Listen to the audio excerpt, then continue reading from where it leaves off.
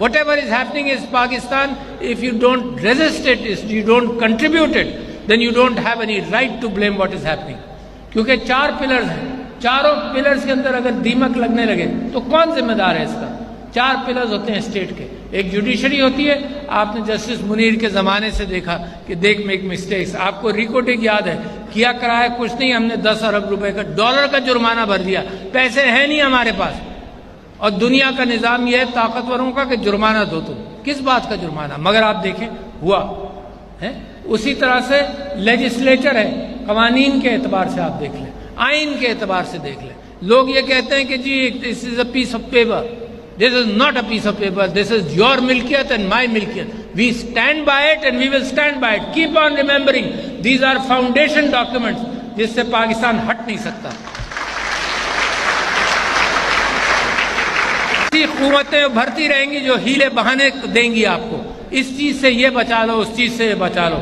اور آج کل آپ تماشا بھی دیکھ رہے ہیں. وہ تماشا کیا ہے کہ جو جمہوریت کی بنیاد ہے انتخابات, اس سے کسی نہ کسی طرح سے گریز کیا جائے. تو جو میں نے خط لکھا, اس خط کے اندر میں نے مثال دی کہ سب سے پرانی جمہوریت دنیا کے اندر, یقیناً برٹن کے اوپر دیکھا جاتا ہے that was an elitist democracy, وہ امریکہ کی ہے آج کل, 200 سال پرانی, 250 سال پرانی. 1812 کے اندر امریکہ نے declared war on Great Britain. During that war جولائی میں ڈکلیئر کیا, پریسیڈنٹ کا نام مجھے یاد نہیں آ رہا, آ جائے گا. جولائی ہے نہیں, لنکن واز 1864 اور 62, یہ دوسرا. تو جب وار ڈکلیئر کر دی تو لوگوں نے کہا اب نومبر آیا, نومبر میں الیکشن ہو نہیں سکتے, تم تو جنگ میں ہو. اس جنگ کے اندر Washington was taken over, destroyed and burnt.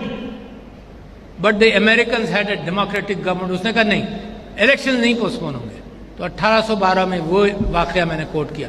دوسرا کوٹ کیا ابراہم لنکن کا. ابراہم لنکن الیکٹ ہوا, الیکٹ ہونے کے ساتھ ساتھ ایبولیشن آف سلیوری کے بعد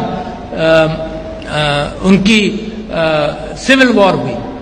اس سول وار کے اندر 1864 میں لوگوں نے اس کو یہ کہا کہ الیکشن کراؤ گے تو نہ خود الیکٹ ہوگے اور نہ الیکشن کا ماحول ہے, کیونکہ ہمارے یہاں تو جنگ ہو رہی ہے بھائی.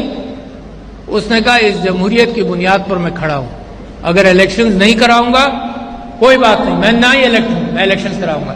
جب الیکٹ ہو گیا تو he made a statement in a speech the second day after the election and he said کہ امیجن کرو کہ یہ ریبیلینس کی وجہ سے, ان دہشت پھیلانے والوں کی وجہ سے اگر ہم الیکشن نہیں کرتے تو ان کی تو آدھی جیت ہو گئی تھی, کہ انہوں نے اس ملک کو مجبور کر دیا کہ جمہوریت کا راستہ چھوڑو اور انتخاب کا راستہ چھوڑو. تو یہ میں نے 2 مثالیں دی ہیں, اس لیے دی ہیں کہ پاکستان گرتا پڑتا یہاں تک پہنچا ہے, اس لیے دی ہیں کہ مس انٹرپریٹیشن ہوتا ہے, اس لیے دی ہیں کہ ڈاکٹرائنز آف نیسیسٹیز اور اس طرح سے ہم نے غلطیاں کی ہیں, اس لیے دی ہیں کہ دنیا میں کہیں بھی جب الیکشنز ملتوی کیے جاتے ہیں تو اس کے بعد وہ راستے کھلتے ہیں جو غیر ان ڈیموکریٹک ہوتے ہیں. دنیا میں ہر جگہ دیکھ لیجئے. وہ 90 ڈیز کے لیے, آپ کو یاد ہوگا ایک ڈکٹیٹر پاکستان میں آیا, اس کی مجھے تقریر یاد ہے کہ اس نے کہا جی 90 ڈیز کے اندر میں الیکشن کراؤں گا.